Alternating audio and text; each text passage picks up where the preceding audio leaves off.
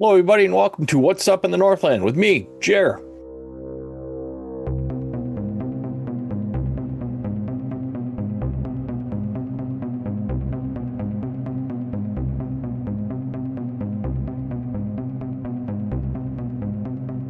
So, welcome to another episode of What's Up in the Northland, where we dive into UFO reports that we've received over the past month.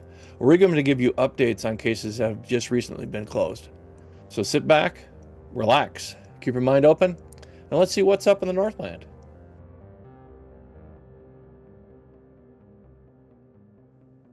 All right, let's see what's going on in the skies over in the Northland. Okay, first we'll start with some updates. This is the update from September 4th of 2025, the sighting that happened a little bit after midnight in Alexandria. Preston was on this one. Just a quick summary again, and what we were looking at last month was the object entered through what seemed like a portal, traveled at slower speed and very luminous. So they're out in the middle of Lake Carlos, Carlos, Minnesota, which is near Alexandria on paddleboards. We're having a great Sunday afternoon. Decided to stay late, maybe do a little bit of night fishing. And at a little bit after midnight, they saw something weird. Just to refresh you on what they saw, here's the object here. You can see it coming up. In about 24 seconds, it's going to look like it dropped something. So let's go ahead and look at that. There's 14 seconds. It's coming up. It kind of goes off screen, but then comes back here. Okay, here we go. See, it looked like it dropped something off there. We're not sure what the heck that was. Okay, so the next something, they'll continue to look at this, and then in about a minute 50, it's going to blink and go out. So we'll just continue to play this. And at this point, I'm going to ask, at this point, for donations. As you know, we are a nonprofit, 501c3. All of our field investigators and everybody that works in the chapter is all volunteers. None of us get paid anything for what we do. We do have expenses.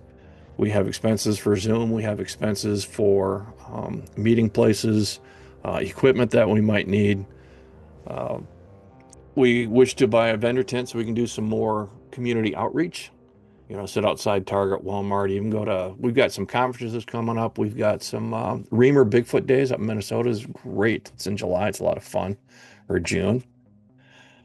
So anyhow, just think of us. You can go to our website, northlandmufon.com, and you can donate there. We also have Venmo and Zelle. You can donate those ways. So, okay, coming up on it here pretty close. You're going to see this blink here real quick. There it blinks once, a couple of times, and then it's gone. And that's it. And the video runs for another little over a minute, but there's nothing. It doesn't see anything. So the director of international development, Mr. Bob Spearing, got into this and wanted to do a photo analysis on this to see what in the heck it was. So we can actually look at the next slide, and we're going to see what Mr. Spearing came up with. And he came to the conclusion that it was actually a Chinese lantern. So the object that you saw fall off of the object itself was actually just part of the fuel cell. I guess that happens to these. I don't really know that much about Chinese lanterns, but that does happen. And when he zoomed in and did his photo analysis and everything, he came up with it's a Chinese lantern. So that's what it was. IFO Chinese lantern. Okay, so now let's get into our new cases. There have been 0 new North Dakota cases and 4 new Northern Minnesota cases reported since our October meeting. So let's look into them. North Dakota cases, obviously none. So let's move right into the Minnesota cases. And these are mainly Northern Minnesota cases. Okay, so this happened in October 29th, 2025 at 7-Eleven in Stevens County. And Anna was on this one. Looks the witness summary just reads faint Starlink object following the ISS. Narration here. I stepped outside at approximately 7:10 a.m. to start my car when I noticed a bright object to my left in the sky at approximately 30 degrees altitude. The exit I used to go outside faces north, so the bright object was coming from the northwest. I expected that it was the ISS because I realized the light was moving. I realized that the light was moving. So after starting the car, I looked up the ISS, and now very high in the sky, perhaps at 80 degrees altitude. I watched it for a bit, but then I noticed a very faint object resembling a star behind it. I looked at the star for a little bit, and I noticed that it wasn't stationary, but it was actually moving as well. So I focused all my attention on watching the ISS and the star together to see what the direction the star was going, and I realized that the star was actually going in the same direction as the International Space Station. So I then noticed that it was also going at the same speed, as if it were following it. So both the ISS and the star were moving at the same speed, same direction, as if the little star was attached to the ISS with a tether of some sort because the distance between them never changed.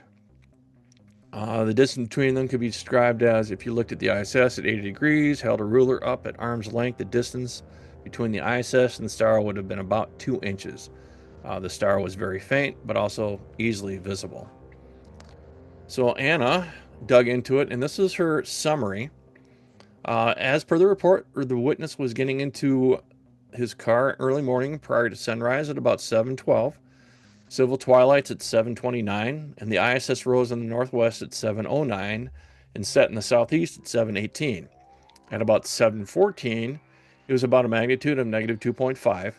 Starlink 3958 was at about a plus 4.2, which would still have been visible in a dark location, but much dimmer than the ISS.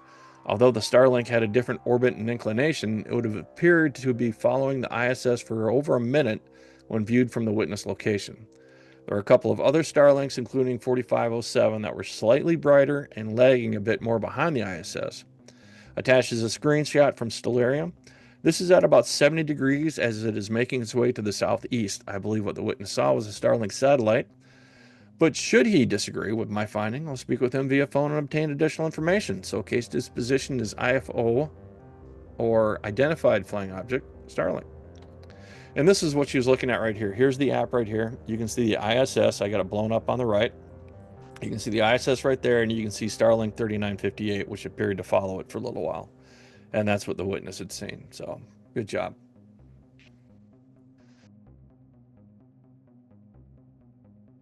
Okay, so this one happened November 15th of 2024, so about a year ago. There was no time stamp, so it was about midnight. This happened in St. Cloud, and Tom was on this one. So the witness summary just says, while recording off my back deck, when a shape-shifting face from about 8 feet away flew off into the neighbor's yard next door and changed in size to about the size of a quarter or so, and it was neon green. So Tom dug into this one. He has determined that this is actually an ERT, or an experiencer resource team case. So it has been referred to the ERT, or the experiencer resource team, and they're going to assign it to one of their members. So this is all the information we're going to get on this. We're not going to hear about this one again because ERT cases are confidential.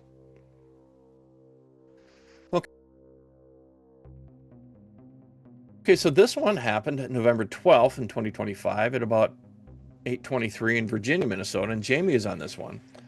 The witness summary just reads UFO in the sky. The long narration just says, while watching the northern lights, I noticed a light moving and changing direction, then moved up and to the north and disappearing very quickly. So we have a very quick clip on this. We'll watch. Very fast.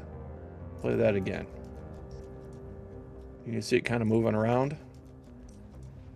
Now, right away, I would say that this is lens flare caused by this light right here in the middle. However, the witness is insisting that they could see this object naked eye. So in other words, they could look away from the camera, look up in the sky, and they could see it. So let's see what Jamie says on this one.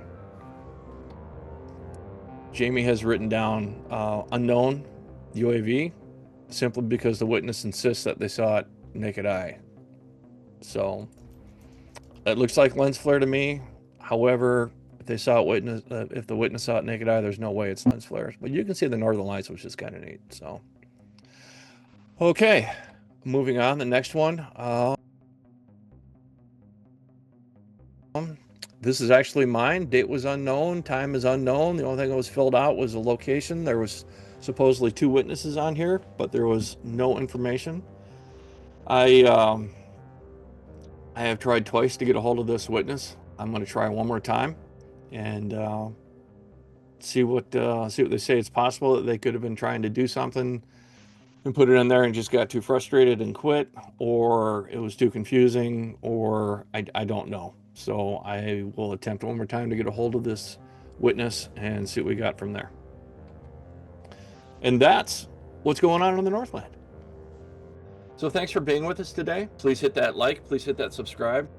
And if you've seen anything strange up in the skies, report it to MUFON.com and let us know below in the comments. Until next month, keep those eyes to the skies, because you never know what you're going to see. Have you ever thought about becoming a MUFON field investigator?